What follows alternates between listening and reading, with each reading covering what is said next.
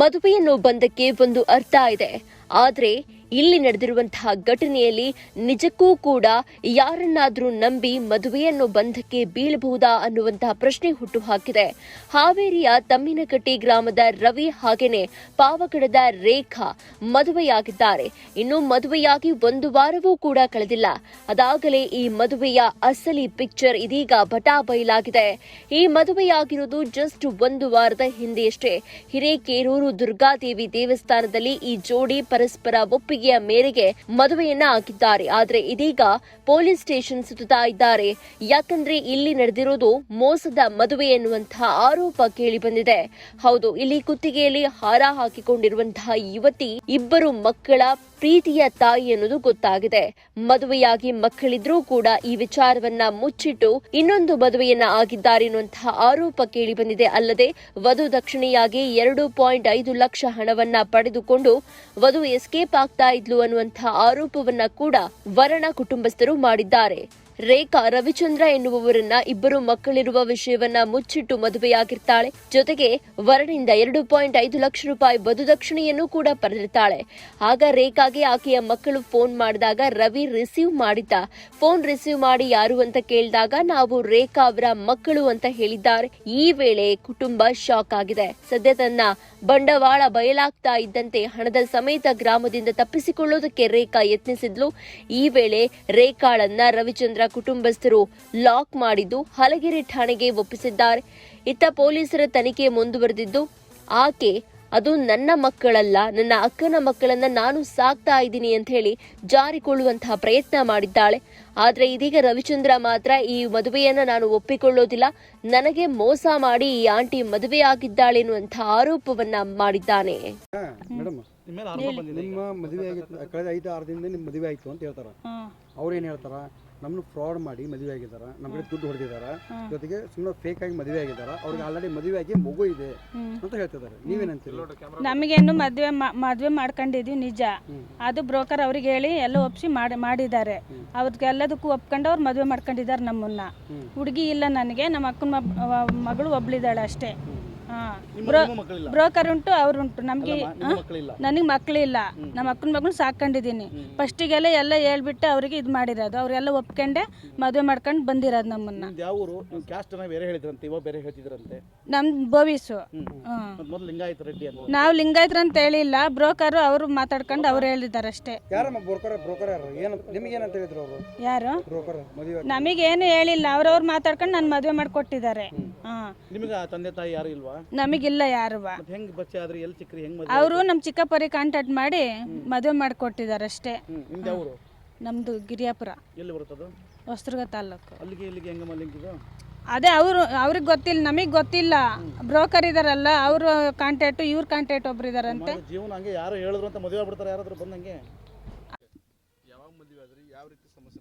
Sir ನಾನು ಮದುವೆ ಗುರುವಾರ ಆಗಿ ಸರ್ 5ನೇ ತಾರೀಕು.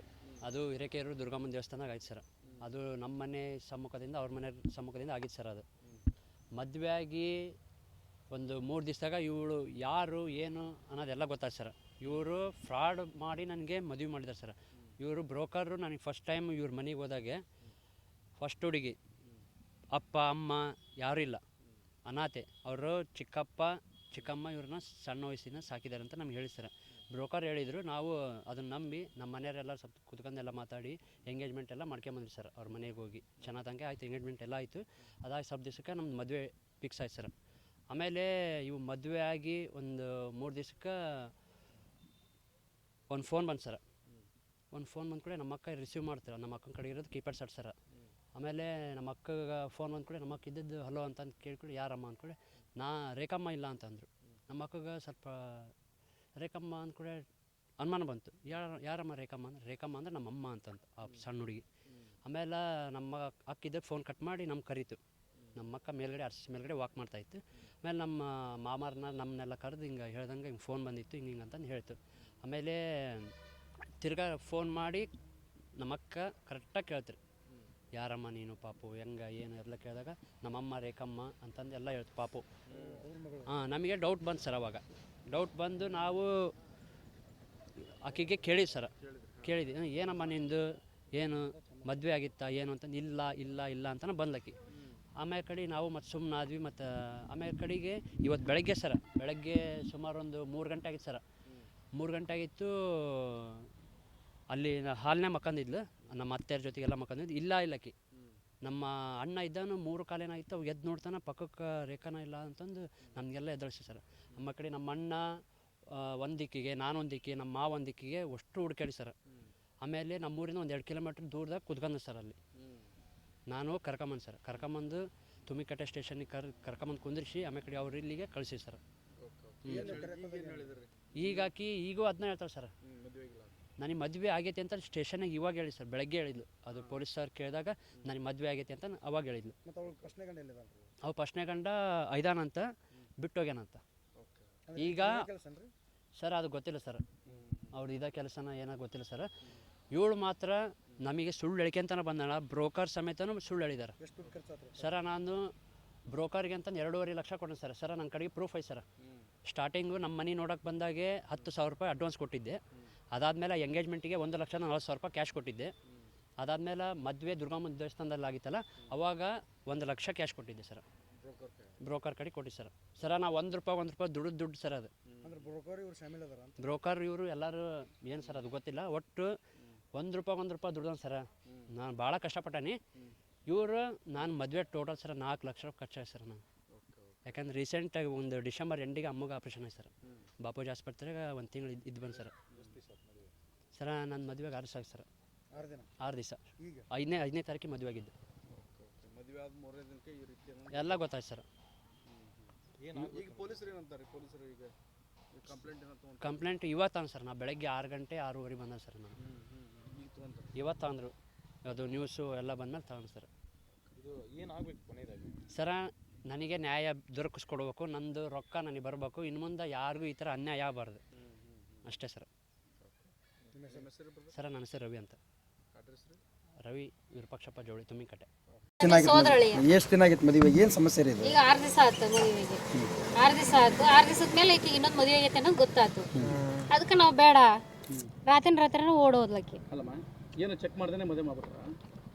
ಅದು ಗೊತ್ತಾಗ್ಲಿಲ್ಲ ರೀ. ಅದು ಬ್ಲೋಕರ್ ಹಚ್ಚಿದ್ರ, ಇವ್ರು ಒಂದು 2 ಸರಿ ಹೋಗಿ ನೋಡ್ಕೊಂಬಂದ್ರು. ಹಂಗಾಗಿ ನಾವು ಹೋಗಿ ಎಂಗೇಜ್ಮೆಂಟ್ ಮಾಡ್ಕೊಂಬಂದ್ವಿ.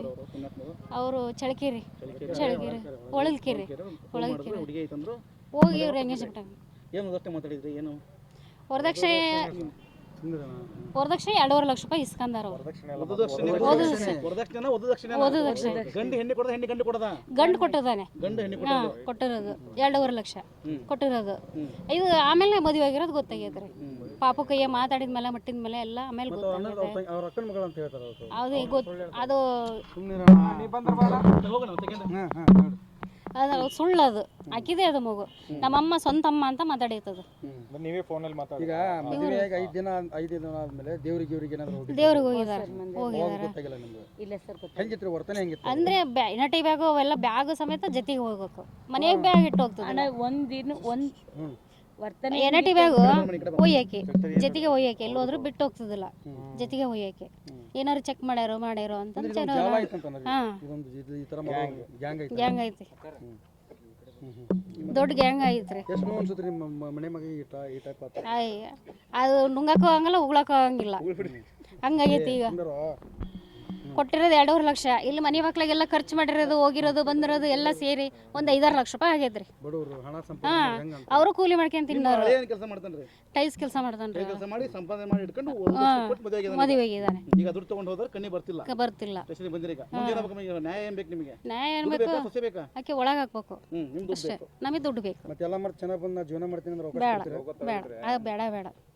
ನಿಜಕ್ಕೂ ಈಗ ಅದು ತಾಳಿನ ಯಾರಮ್ಮ ನೀವು ಕೇಳಿದ್ರು ಅಥವಾ ಅವಳೇ ತೆಗೆದ್ರು? ನಾವೇ ಕೇಳಿದ್ವಿ. ಎಲ್ಲ ಸೈನ್ ಮಾಡಿ ಎಲ್ಲ ಮಾಡಿಲ್ಲ. ಅದು ಅದೇ ತಾಳಿನ ಬ್ಯಾಗ್ನಾಗ ಹಾಕಿದಾಳೆ ಅಂದ್ರೆ ಮತ್ತೆ ಇದನ್ನ ಹಾಕ್ದಂಗೆ ಇರ್ತಾಳಕ್ಕಿ. ಅದಕ್ಕೆ ಕೇಳಿದ್ವಿ ನಾವು.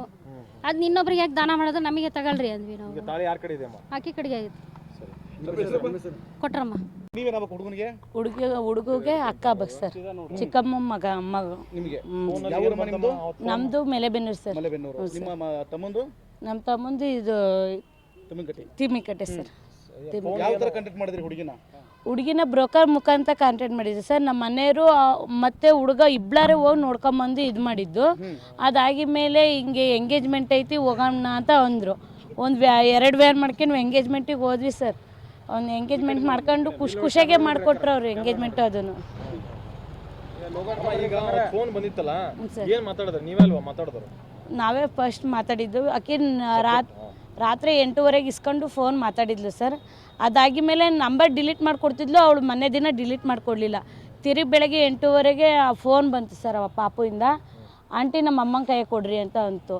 ಅಮ್ಮ ಅಂದರೆ ಯಾರಪ್ಪ, ನೀವು ಯಾರು ಹಂಗೆ ಅಂತ ಅಂದ ತಕ್ಷಣ ನಮ್ಗೆ ಅನುಮಾನ ಬಂದು ಹಂಗೆ ಫೋನ್ ಇಟ್ಟು ನಮ್ಮ ಮಾಮ ಕೈಗೆ ಫೋನ್ ಮಾಡಿಕೊಟ್ವಿ. ಆ ಹುಡುಗಿಗೆ ಏನು ಲೇಡೀಸ್ ವಾಯ್ಸ್ ಕೇಳಿಸ್ಲಿಲ್ಲ, ಏನಿಲ್ಲ, ಸುಮ್ಮನಿರೋದು ನೋಡಿ ಮತ್ತೆ ಕಟ್ ಮಾಡ್ತು. ಆಮೇಲೆ ಮತ್ತೆ ನಾನೇ ಮಾಡಿದೆ. ಅಮ್ಮ ಸ್ನಾನಕ್ಕೆ ಹೋಗಿದ್ದಾರಮ್ಮ, ನಿಮ್ಮ ಅಮ್ಮನ ಹೆಸರು ಏನು ಅಂತ ಕೇಳಿದೆ. ನಮ್ಮ ಅಮ್ಮನ ಹೆಸರು ರೇಖಮ್ಮ ಅಂತ ಅಂತು. ಅದಕ್ಕೆ ಯಾರ್ಯಾರು ಇದ್ದೀರಿ ಮನೇಲಿ ಅಂದರೆ ನಾನು, ಅಮ್ಮ, ಅಕ್ಕ, ಅಜ್ಜಿ ಇದ್ದೀವಿ ಅಂತ ಹೇಳ್ತು ಸರ್ ಅವ್ರು. ಓಕೆನಾ? ಈಗ ವರ್ತನೆ ಹೆಂಗಿತ್ತಮ್ಮ ಮದುವೆ ಹಾಕಿಂತ ಮುಂಚೆ ಅಥವಾ ಮದುವೆ ಆದ್ಮೇಲೆ ಹೆಂಗಿತ್ತಮ್ಮ ವರ್ತನೆ? ಸರ್ ದುಡ್ಡು ಸಿಗೋವರೆಗೂ ಚೆನ್ನಾಗೇ ಇದ್ರು ಸರ್.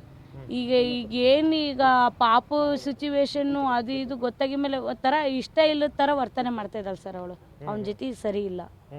ಒಂಥರ ಅವನೇ ಮಾತಾಡ್ಸಕ್ಕೆ ನಾವು ಹೊಸ ಜೋಡಿ ಅಂತೇಳಿ ಮಾತಾಡಕ್ಕೆ ಬಿಟ್ಟರು, ಏನು ಕೆಲಸ ಹಚ್ಚಲಿಲ್ದಂಗೆ ಬಿಟ್ಟರು ಅಕ್ಕ ಅವನ ಜೊತೆ ಮಾತಾಡ್ತಿದ್ದಿಲ್ಲ.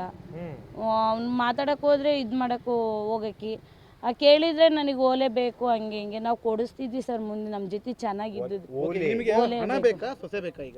ಸರ್. ನಮಗೆ ಏನು ನಮ್ಮ ತಮ್ಮ ಚೆನ್ನಾಗಿದ್ರೆ ಸಾಕು, ಅವನಿಗೆ ಬೇಡ ಅಂತ ಅವಳು ಬಿಟ್ಟಾಕ್ಬಿಡ್ರಿ, ನಮಗೇನು ಖರ್ಚಾಗೈತೆ ಅದನ್ನು ಕೊಡಿಸ್ರಿ ಸರ್. ಮೋಸ ಮಮತಾ ಸರ್. ವಾಪಸ್ ಬೇಕು.